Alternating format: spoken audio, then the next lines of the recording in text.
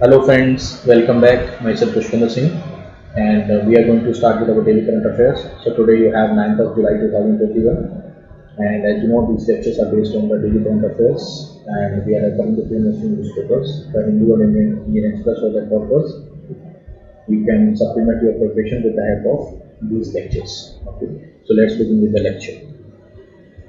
Okay, so first news is all about the US military mission that was started since the September 11 attack or terror attack that was on the US soil by by the terrorist groups specifically originating from Afghanistan. So since then the US military is in the mission in the Afghanistan to neutralize specifically the Al Qaeda and the Taliban terrorist groups. Okay, recent President of the USA, Mr. Joe Biden, have announced that US will withdraw all the remaining troops from the Afghanistan by the 20th anniversary of the September 11 terror attacks. Okay, so this year 2011, this year 2021 basically marks the 20th anniversary of the September 2001 terror attack that was held on the US soil. So it is a great effort to end the deadly conflict that has cost the trillions of the dollars of the money to the USA, and that has also cost more than 2,000 the security personnel that was killed on the soil of Afghanistan from the USA. Okay, so for that the Biden have announced that the US will withdraw all its forces, security forces, right? And the Biden also announced that the US has accomplished all its goals, okay, for which the US was there in Afghanistan. For example, the Biden announced that it has already persecuted or punished the Osama bin Laden, who was the mastermind behind the terror attacks on the US soil, as well as the US military mission have also related to the training of some sort of soldiers or the members of the military personnel belong to the Afghanistan, so that any such terror related activity should not regain back. So together the NATO allies with other partners, the USA have trained nearly 3 lakh members of the military Afghan National Security Forces to neutralize and to control these terror related threats. Okay, and the Biden also announced that Afghanistan government as well as the leadership of Afghanistan, they should come together, right? And we should hand over all such responsibilities of neutralizing such terror attacks as well as to govern the country to such responsible hands of Afghanistan to sustain such type of peace process in Afghanistan. And Joe Biden also emphasized on the role of the people of Afghanistan, right? The way they want to govern themselves without interfering with any other third persons. Okay, so US has already developing the counter terrorism as announced by the Joe Biden over the Horizon capability, right? So Joe Biden announced that the US has the capability to keep an eye on any terror threat or direct or indirect threat on the United States. Okay, and the United States of America has the capability and the capacity to quickly and decisively act on such terror attacks. So it has developed such type of counter-terrorism strategy for that purpose. Okay, and US military exit from the Afghanistan will be done before September 11, that is the 20th anniversary, because the September 11 was signifying in 2001 when the terror attacks were basically carried on, okay, by the Osama bin Laden that was originated from Afghanistan and the Pakistan soils. Okay, and it is related to the 2020 February agreement that was held between the Taliban as well as the US forces. Okay, so that agreement was signed, and in that agreement, it was negotiated that some sort of a counter-terrorism, apparatus or counter-terrorism measures will be taken place, and the Taliban also negotiated that it will return to some sort of a political settlement with the Afghan government so that the peace could exist on the soil of Afghanistan. Okay, so here you could see the Joe Biden, who is the current president of USA. Okay, next, the Oxfam report basically report the Hunger versus Multiplies, right, which is a report title or report name this year. So anti-poverty organization named as Oxfam International have released a report which basically provide the data regarding the people which are dying due to hunger and the people which are dying due to COVID, right, COVID-19 pandemic. So Oxfam International have said that in this reports that the 11 people die because of hunger every minute. Every minute 11 people die. Okay, and it has also released that because of COVID, the people which are dying because of the COVID-19, that are around 7 people per minute. So the 11 people which dies because of hunger is much greater than the 7 people which die because of COVID. Okay, and the number of people which are facing the famine-like conditions are also increasing around the globe, and that has increased almost 6 times over the last year when you compare the data. Okay, and this report basically titled the Hunger versus Multiplies, which basically relates the deaths or the deaths related to the hunger and poverty as well as the deaths related to the COVID-19. So definitely the deaths related to hunger have outpaced the deaths related to the COVID-19. Okay, and this humanitarian group basically have said that almost 155 million people around the world are now facing the crisis of some sort of a food insecurity. Okay, they don't have the sufficient food for their feeding, and which is worse and which is more than 20 million people since the last year. Okay, and around two-thirds of them are facing hunger because of the countries in the military conflict, because it has taken the data from across the countries, say in Africa also, where some sort of a military conflict or some sort of a civil war like of conflict is also there. Okay, so it has also related that conflict, right, which has also told to that deaths. So that conflicts are basically at the top of COVID-19, COVID-19 related deaths, and the deaths are also associated with some sort of a climate crisis, which have pushed almost 5,20,000 people, right, to the brink of the starvation. Okay, and despite of pandemic, this Oxfam International basically have said that this type of situation is worst, specifically in the Africa, specifically when you say the hotbeds of the civil war or hotbeds of those regions where the military conflicts are more. For example, in Afghanistan, in Ethiopia, in South Sudan, in Syria, in the Yemen, all are basically involved in some sort of a conflict. So here, the people or the politicians, instead of battling the pandemic in these regions specifically, right, what they have done is the parties are basically fighting with each other, right, and they are lending the last blow to the millions of the people, right, which are basically struggling due to the weather disasters or the economic shock around the world. So the starvation continued to be used as a weapon of the war, specifically in those restive places like Ethiopia, South Sudan, Syria, then Afghanistan, which basically deprives the millions of the civilians from the food and the water, and that basically also impedes some sort of a humanitarian relief. So people definitely cannot live without food and water, right? And the markets are generally they are bombed, the crops and the livestock are destroyed. So it's something which is starvation, which is continue to use as a weapon of the war in those regions. Okay, and the Oxfam International also gives the data regarding the global military spending. It says that despite of the COVID-19 pandemic, right, the global military spending have increased by $51 billion. So you can understand that it has almost exceeded by almost 6 times what the UN need to stop the hunger. So that is some sort of a worrisome trend that have been coming out from the Oxfam report.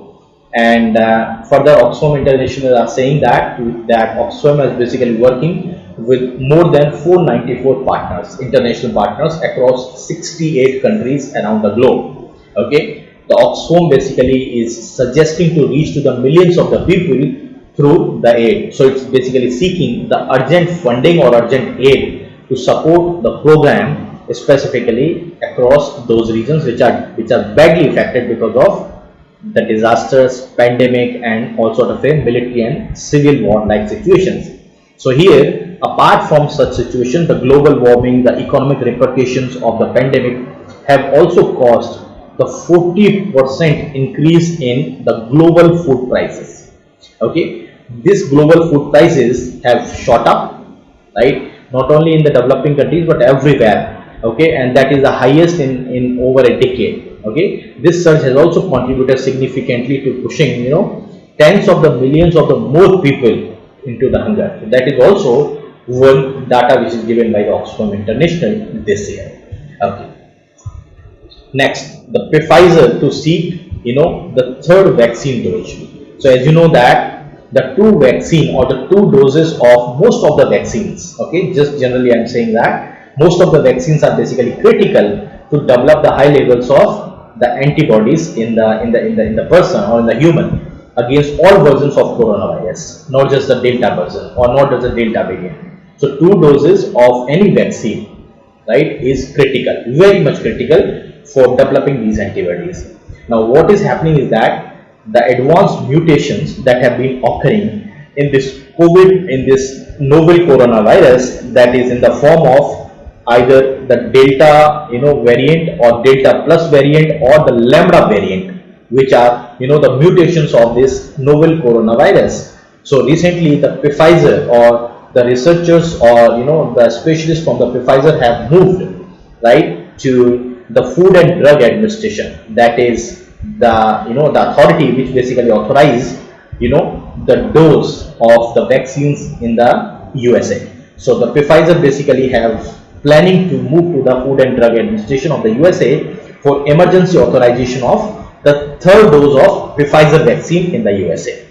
Okay, so what is happening is that because of these variants or because of these mutations, these two doses which have been given, though they are sufficient, but they are somehow may not able to stop the mild symptoms that may arise because of the Lambda variant or the Delta plus variant. So in order to make the people fully secure, this third vaccine or the third dose of the vaccine is it's more important. So here the research from the multiple countries have shown that this Pfizer shot and other widely used vaccines have provided the strong protection against the highly contagious Delta variant, as well as recently came the Lambda variant. So the Pfizer is seeking to such authorization or US authorization from the US, from the Food and Drug Administration for the third dose of COVID-19 vaccine. And according to Pfizer, it would dramatically boost the immunity and may also help to reduce some sort of the worrisome coronavirus mutant in the population. Okay, so the company suggests that the company's booster dose, that is the third dose, will develop the antibodies in the body. So that antibodies level of the antibodies in the people would jumps up around 5 to 10 fold by taking this third dose of the Pfizer or third booster dose of Pfizer. Okay, as you compare with the second dose that have been taken by the people a month earlier. If you take the data from the USA, currently around 48% of the US population is fully vaccinated. That means they have taken the two doses. Okay, but there are some parts in the country of the USA where there are far less immunization. Okay, where the people are not sufficiently immunized or they are not fully immunized. So where the Delta variant of the novel coronavirus is basically surging. So there the hospitalization is increasing. So now there is a threat even in the USA that this renewed surge of this Delta variant and Lambda variant may also affect the population of USA. So this Delta variant, which was once accounted around quarter of the new US cases, but now this Delta variant account over 50% of the new cases. And in some parts where the immunization have not done, right, the Delta variant have caused almost 80% of the new infections. Even if you say the studies from the Britain and the Israel showing that Pfizer vaccine neutralizes the Delta variant very well. The studies basically from the Britain and Israel have shown, and the antibodies naturally wane over the period of the time. So this booster dose is very much important, right? So that might need it so that any sort of a research or resurgence in such type of novel coronavirus may be contained. Okay, and in the laboratory test which was performed by the Pfizer, right, over several dozen people, they have shown that, against the Delta variant, they have shown some sort of a protection. So what they have done is that the researchers in the Britain found the 2 doses of a Pfizer vaccine, right? For example, they are 96% protective against hospitalization, okay, from the Delta variant, and the 88% they are effective against some sort of a symptomatic infection. So that means the 2 doses are enough for controlling this 96% of the hospitalization, and 88% of the people, right, they are not showing any sort of a symptomatic infection after taking these 2 doses. So they are highly effective, but still the third dose is very much recommended to boost this immunity, right? As you know that the antibodies will be boosted around 5 to 10 times by taking this, this booster dose. Okay. Next, the government school in the Bengaluru, right, is to develop the 75 satellites. So here, right, the Malleshwaram Government Boys School, which is located in the Bengaluru, right, with the help of the Indian Technological Congress Association, with the active support of ISRO, would develop these 75 satellites, right? If that happens, this will be the first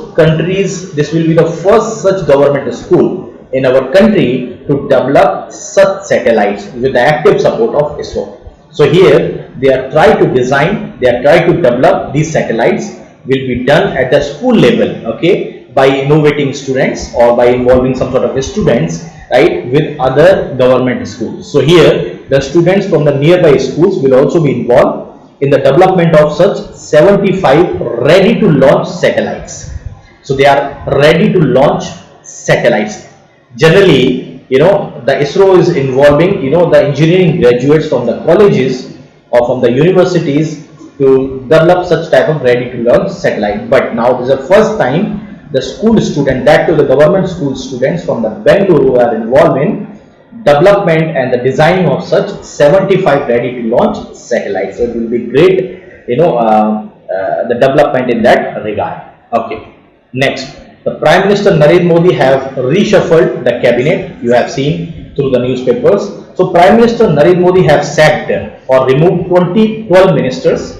Okay, and Prime Minister Narendra Modi have entered the 36 new faces, right, in the cabinet. The 7 existing cabinet ministers have been promoted, right, to the higher rank. Okay, and what the Prime Minister Narendra Modi is doing this is basically, as you know that because of the COVID-19 which has hit the country, right, and many people died, and there was shortage of oxygen concentrators, right, and there was lack of the government preparedness, right. Generally the people have the perception. So even the BJP has also lost the West Bengal elections, right, and few people have believed that the Modi could axe the dozens of the ministers, right, that could amount to admitting that all of that have been not well with the Modi cabinet. So the Prime Minister have signaled that he want a purposeful government. And definitely to protect the brand Modi. Okay, that was a important part of exercise, that is holding only the individual ministers as a responsible for such shortfall. And that is the distinction between the Modi Sarkar as well as the individual ministers. So simply axing or sacking these 12 ministers from their post. Okay. So here the Modi is also eyeing on the forthcoming elections, state legislative elections. For example, in 2022 you have UP Legislative Assembly elections. In 2024 you have the general elections of the Lok Sabha. Right. There are other state legislative assembly elections in 2023 also. Okay. Currently the Union Cabinet consisting of, or Union Council of Ministers consisting of 81 members. These Union Council of Ministers consisting of the 4 category of the ministers generally. The first is the cabinet ministers, Okay, the first is cabinet ministers, the second is the minister of state independent charge, third is the minister of state without independent charge, and the fourth category is basically the deputy minister. Okay, these are four types of the council of ministers, all consisting of the 81 members. There is a rule, right, that says that not more than 15%, not more than 15% of the strength of the Lok Sabha, right, should be the member of, or should be the the Union Council of Ministers, so that the Union Council of Ministers can have the maximum of the 15% of the existing strength of Lok Sabha. So according to that, there should be around 81 members.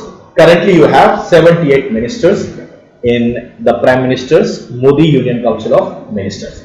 So here, right, the prominent ministers which have been dropped, right, which is the Harshvardhan, who was the health minister, right, Prakash Javadekar, who was information and broadcasting minister, and the Ravi Shankar Prasad, who was information technology and law minister, right. And what they have taken, they have basically appointed the Mansukh Mandavia. The Mansukh Mandavia will be the new health minister. Okay, the Anurag Thakur, who was basically the junior of Nirmala Sitharaman, right, as a junior finance minister. Now Anurag Thakur will take the charge of the information and broadcasting ministry that was with the Ravi Shankar Prasad. Okay, a new ministry was created, that is the Ministry of Cooperation. Okay, that is the new ministry is basically created, and Amit Shah, right, would have this additional charge of this Ministry of Cooperation. Okay, here you could see the different ministers are basically taking oath, and the President Ramnath Kovind is administering the oath to the newly admitted the Council of Ministers in the Prime Minister Narendra Modi's, right, the Council of Ministers. Okay, next, the Pakistan's Manshera, right, which is a Gurudwara, right, would be open for the prayers for the Sikh community again soon. So this Gurudwara, which is named as the Gurudwara Sri Guru Singh Sabha, it is the name of this Gurudwara now, which is located in the Manshera city of the Khyber Pakhtunkhwa province of Pakistan. Okay, now this Gurudwara of Sri Guru Singh Sabha is now currently running as a library. So it's an architectural masterpiece. It is currently housing a municipal library which is open to the public, right? And currently the municipal administration of the Manshera city is basically having the possession of this Gurudwara Guru Singh Sabha. But recently the AVQ Trust Property Board, right, which is also the statutory board, have decided to take the possession of the Gurudwara Sri Guru Singh Sabha, right, and here the Gurudwara Guru Singh Sabha would be basically converted into the Gurudwara from this municipal library, and the library will be relocated to some other place. So it's a good step by the Pakistani government, specifically the Khyber Pakhtunkhwa province of the Pakistan, and this evacuee trust property board have decided to take the possession of this Gurudwara Guru Singh Sabha. This Gurudwara was built in 1900, in early 1900. After partition, the Sri Guru Granth Sahib never installed in this Gurudwara Guru Singh Sabha. Okay, but the palki for Guru Granth Sahib Prakash is still intact in this original glory in this Gurudwara Guru Singh Sabha. So now, after converting this municipal library into the Gurudwara, right, the Sri Guru Granth Sahib would be installed in this Gurudwara, and then it will be open to the prayers for the Sikh community again. Okay, so it's a good step by the Pakistan. So here is the Gurudwara, which is more famous, and it is an architectural marble piece. Okay, next let us understand the report which was published by the World Health Organization regarding the deaths related to the COVID-19. So according to WHO report which has recently been published, it says that around 4 million global COVID-19 deaths occurred, right, since the inception of, right, the COVID-19. So here the daily count, the WHO also provided this death daily count. Recently the death daily count have come down to around 6,000 to 8,000 deaths, right, that is being reported every day from across the world. If you just count every deaths from every country from across the world, if you compare this data, the India is having around 800 to 900 deaths per day. Okay, that is almost, you can say that almost 1/6 to 1/8 of the deaths is basically reported from India. Okay, and over 6 lakhs deaths until now have been reported in the United States of America. Okay, which is the highest number of COVID-19 fatality in any country. Okay, this is followed by Brazil, where around 5 lakh deaths have been reported from COVID-19, and then India. So these are the 3 countries where the maximum deaths occur, that is the United States of America, Brazil and India, right, which have recently crossed the 4 lakh. And the India's share, specifically in the death toll related to the COVID-19, is around 10%, right, which is now decreasing because of the improvement in the conditions. Okay, if you consider the deaths report specifically from the Latin America, this case study was published also in the WHO report. So according to that report, the Brazil has been reporting the largest number of the deaths since August September last year. Okay, specifically in the Southern America. Okay, and after that it was also reported from the Mexico. Okay, so in the last few months, the countries like the Brazil, Mexico, Peru, Colombia, Argentina, now they have shown the very sharp rise in the COVID-19 deaths.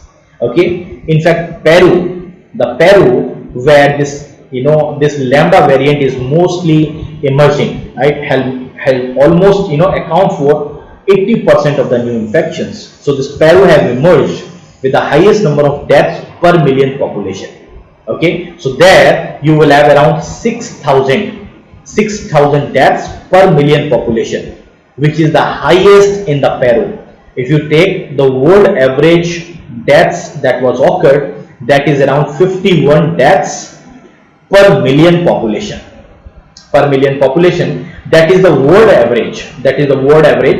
Okay, and the Peru has got the highest number of deaths per million population.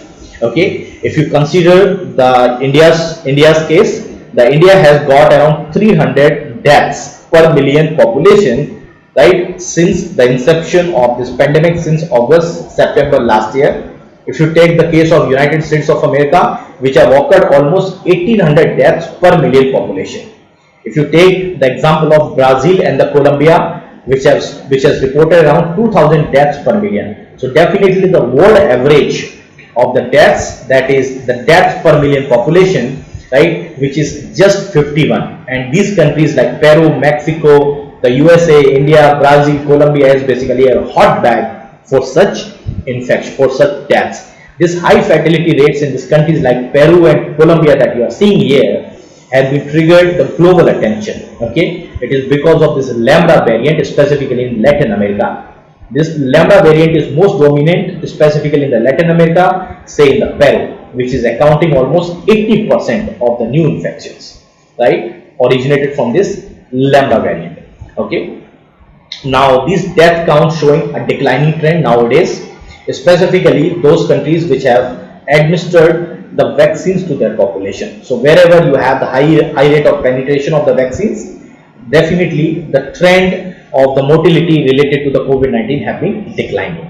The US and other countries in the Europe, where you will have administered the vaccines to the population, there is much lesser deaths due to the COVID-19. Okay, now the maximum number of deaths have been reported from the Brazil, that is around 1500 deaths are getting reported every day. It is due to such type of mutations or the variations. Okay, and Indonesia have been reporting almost as many deaths as India, right, and Russia is also on the same range as reported by the WHO. The US has seen both the numbers, right, both the numbers of the new infections as well as the deaths they are falling both steadily in the last couple of months in the USA. As of now, the USA is reporting around, around 10,000 to 15,000 new cases in the USA. Okay, and the US is basically reporting around 300 to 400 deaths per day. That is being the report from the USA, right? So the significant reduction in terms of the new infections and in terms of new deaths has also been reported from the USA. Okay. Next, the cabinet clears around 23,123 crore rupees booster package to tackle the COVID-19 pandemic. So here, right, the one of the most important component, right, that the phase 2 of COVID-19 emergency response and the health preparedness was also related to this package. As you have seen that the country like India have seen the second wave of COVID-19 pandemic, and we have shown or we have realized some shortfalls or some the weaknesses in our or loopholes in our the preparedness to contain such type of pandemic. So this new cabinet, which is chaired by the Prime Minister Narendra Modi, after reshuffling the cabinet, have approved this new package, that to the tune of around 23,000 crore rupees. Okay, that had designed specifically to augment the medical infrastructure, right? Specifically in the state government hospitals, right? To better prepare for to the third wave of the pandemic. So the newly inducted Health Minister, Mr. Mansukh Mandaviya, underlined the package mainly augmenting or mainly focusing on augmenting on the infrastructure. For example, this package will be used for creation of the pediatric units, okay, in all 736 districts. Okay, and this package will also use for the installation of around 1050 the liquid medical oxygen tanks, right? And these liquid medical oxygen tanks will be connected with the medical gas pipeline systems throughout the country. So that will be a good step, and that will support at least one unit per district. So these 1050 liquid medical oxygen tank would definitely fulfill the medical oxygen requirement, and that will also help in the expansion of the teleconsultation platform that will offer around 5 lakh consultation per day. So definitely the Health Minister Mr. Mansukh Mandaviya have underlined this package, which is focusing on the augmentation of this this medical infrastructure, okay, specifically to taken care of this district level increasing number of beds in the rural area, in the peri-urban areas, right, the outskirt areas, right, and support to the districts in creation of some sort of a buffer stocks for for the essential medicines, and definitely that will definitely better prepare for the third wave of pandemic. So it's a second package of 23,000 crore rupees. Both the center and the states will implement the scheme, right? The center will provide around 15,000 crore rupees, and the state will spend around 8,000 crore rupees with that required in that 23,000 package total program. And as a part of the package, the support will be provided to create the pediatric units in all 736 districts, and that will augment also the 20,000 ICU beds in the government hospitals, right? And out of which around 20% will be the pediatric ICU beds. So it's a very important, the decisive step taken by the Modi government. And here the package will provide the installation of around 1050 liquid medical oxygen storage tanks, which will be connected with the medical gas pipeline system, right? That will ensure that at least one such the liquid medical oxygen tank will be provided at least for per district. So that will also focus on the enhancing on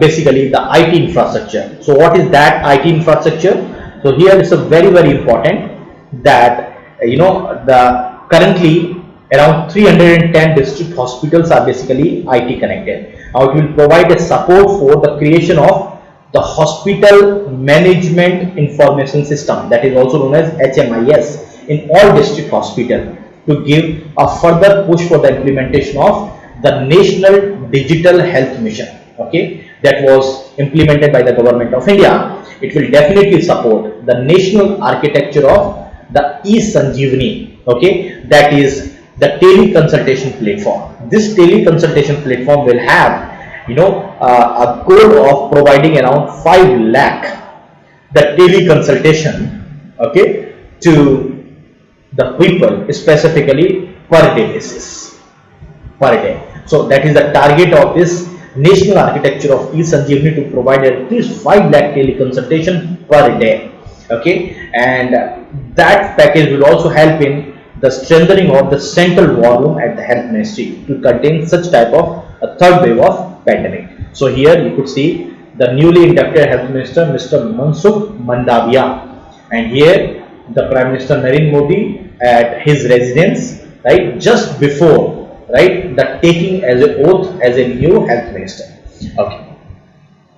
Next, you have the Meena Sheshamani. The Meena Sheshamani is an Indian American, right? She is basically the health policy expert, and she is recently been appointed as a key medical position. She has been recently been appointed as a director of the US Center of Medicare. Right now, Dr. Sheshamani was basically, having expertise of the policy experience, including she has also served the leadership of the Biden Harris Transition Health and the Humanity Service Agency review team. And she is basically the Indian American, and she was the health policy expert who served at the various leadership positions, right, in the Health and Human Services Agency review team. And she is basically recently been appointed as a director of the US Center of Medicine. So Sheshamani, she is currently at 43 years old. Okay, now we lead the center's effort in serving the people which are above 65 odd years of the age, the people which is having the disabilities, or the people with end state renal disease, right, on this Medicare coverage, right, as a director of the US Center of Medicare. So Sheshamani's position as a deputy administrator and the director of the center of this Medicare started from July 6th. So she will be taking the charge of, right, the center of the Medicare from the July 6th. Prior to the Medistar Health, she was also director of the Office of the Health Reforms at the US Department of Health and the Human Services, right, where she has involved in in making of the strategy and some sort of implementation of the Affordable Care Act across the department, across the country, including the coverage policy, the delivering systems, the reforms in the medical systems, the public health policies, etc. So she was involved in the greater role, specifically in the US health issues. And she has received the BA degree in honors in the business economics from the Brown University, right, and later she has done the MD from the University of Pennsylvania, right, the School of Medicine, and later she has also done the PhD in the health economics from the University of Oxford, and she was also the Marshall Scholar, and because of her contribution she has now been appointed as the director of, the Medicare, right, by the US administration. Fine. So that's all for today. She is Miss Sheshamani, who is 43 years of age. Okay. So that's all for today. Thank you very much. We'll meet again tomorrow for our next event affairs. Thank you.